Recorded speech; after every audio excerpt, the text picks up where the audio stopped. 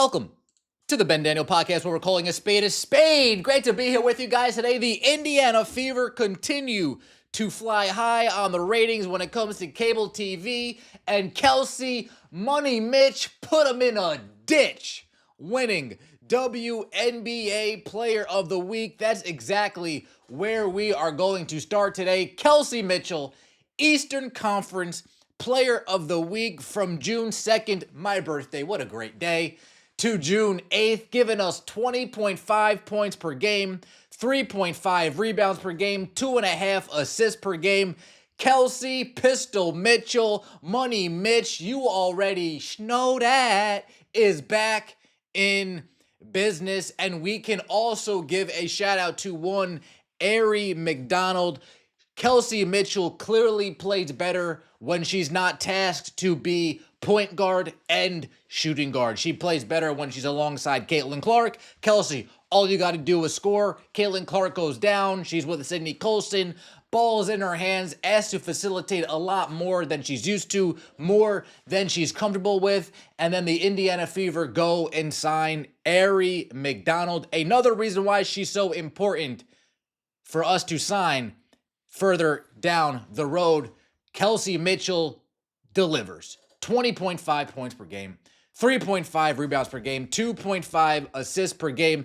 Indiana Fever riding high with a 2-game win streak heading into tonight's game against the Atlanta Dream. Let's look at the celebration. Congratulations, Eastern Conference Player of the Week.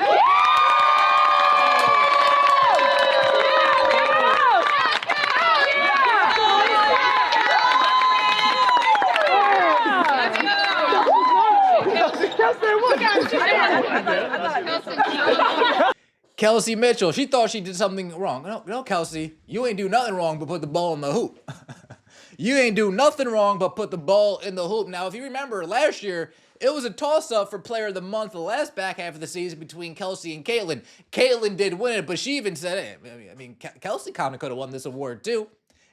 Folks, do you guys forget that we got the best backcourt in the fucking league? Get that through your damn skull already. Gosh darn it. Now, off on to the ratings. Sans Clark, Fever Sky still among top 10 WNBA games since 2001. How did they follow up the most watched WNBA game ever on ESPN platforms from May 17th?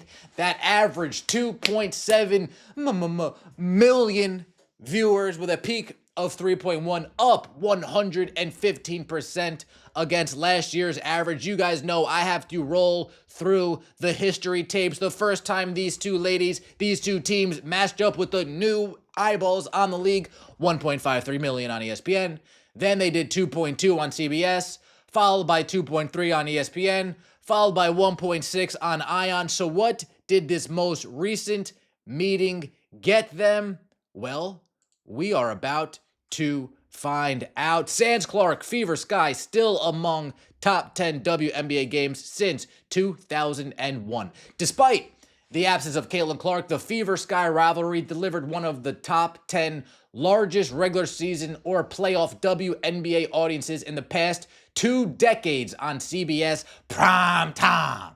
Saturdays, Fever Sky WNBA regular season game averaged 1.92 million viewers on CBS, marking the 8th largest WNBA regular season audience since 2001 and the 10th largest including the playoffs across all WNBA windows, including the All-Star Game and Draft. It ranks 12th. Of those games, it was the second most watched that did not include Clark, behind Game 5 of last year's WNBA Finals. Of those games, the second without Clark that did not include, which is the WNBA Finals. Caitlin Clark, box office, Caitlin Clark's team. If you're associated with Caitlin Clark, you're box office. If you're associated with Caitlin Clark, your name's going to be out. Let's just call a spade a spade. Indiana's blowout win, which peaked with 2.16 million viewers, delivered the 3rd largest audience of the WNBA season behind the team's meeting on ABC the opening Saturday of the season. That did 2.7. and Fever Liberty on CBS. The following week, that did 2.2. Clark has not played since the game against the Liberty due to a calf injury. So we open up the season at 2.7. Next game is 2.2. And here we are sitting at 1.9. Very respectable numbers, very commendable numbers, numbers that CBS is thrilled with, numbers that ABC would be thrilled with. Those are the numbers that will make the WNBA turn into the mainstream. Not these 400,000 numbers on ESPN. We're going to get to that tomorrow. Yeah, folks. Yeah, folks. Not these 400,000 numbers that they get on ION. Yeah, we're going to get that tomorrow. Yeah, folks.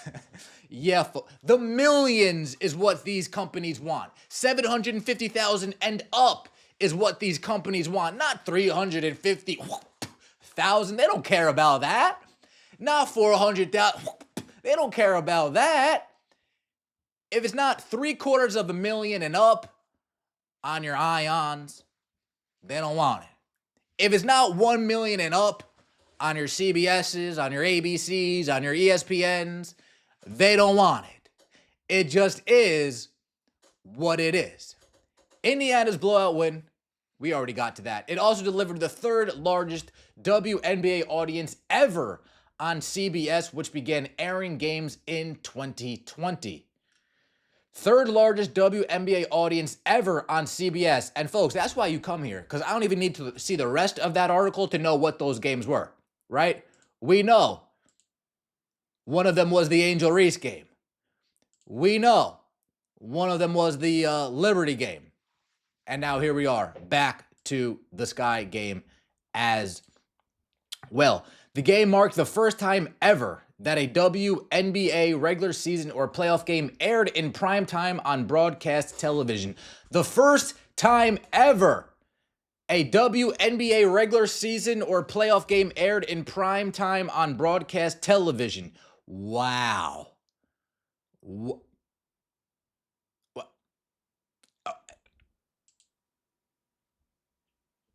Why is that, folks? I'll let you guys answer. Is it because they're watching because of me too, or is it because of somebody else? You guys riddle me that, please. ABC carried the WNBA All-Star Game in primetime the past 2 years, averaging 3.4 for last year's, the largest WNBA audience of any kind since the league's opening weekend of play in 1997. CBS is also set to carry the same Fever Sky matchup in primetime August 9th. Given the size of the audience for a lopsided game that did not even feature Clark, it is fair to expect the next primetime meeting to challenge last year's All-Star Game as the most watched WNBA telecast ever. Primetime CBS, primetime Caitlin Clark on a major cable channel, that's something that we haven't seen yet. Primetime on CBS, Caitlin Clark, that's something we have not seen yet in the WNBA. I think that is a pretty good forecast. I think between 3 to 4 million is a legitimate prediction. People are going to be done hanging out with their families. They're going to be done doing the barbecues. They're going to be done doing the yard work. They're going to be done doing the housework. All the chores are going to be done. The kids are going to be back from Little League or back from AAU basketball or travel basketball, whatever the hell you guys are doing during the day. Prime time is 3 to 4 million. That might be wow. That's going to be a pretty big number. For the weekend, Fever Sky delivered an audience on par with Red Sox Yankees on ESPN's Sunday Night Baseball, though it lost the direct head-to-head with Red Sox Yankees on Fox at 3 million. Caitlin Clark, Indiana Fever, they're a draw. This team is still a draw, especially when it comes to cable TV. I mean, the last time they were on NBA TV didn't look so good. We're going to talk about that tomorrow, don't worry. But when they're on ABC, Fox, Ion without Caitlin Clark, they did 851,000. We can speculate that same matchup, if they just threw it on a CBS or an ABC, would have done over 1 million. So the team is out there. Indiana Fever come across, if you're a casual, you're going to tune in still on cable TV. You might not go hunting on NBA TV, but on cable TV, you're tuning in. You are absolutely tuning in. Let me know what you think in the comment section below. I appreciate all of the support. Don't forget to like the video if you enjoyed and subscribe to the channel. That would mean so much to me. Money Mitch, put him in a ditch. Venue is going to be open tonight. I look forward to seeing you guys there. Let me know what you think in the comment section below. We'll see you next time, and as always, take it easy.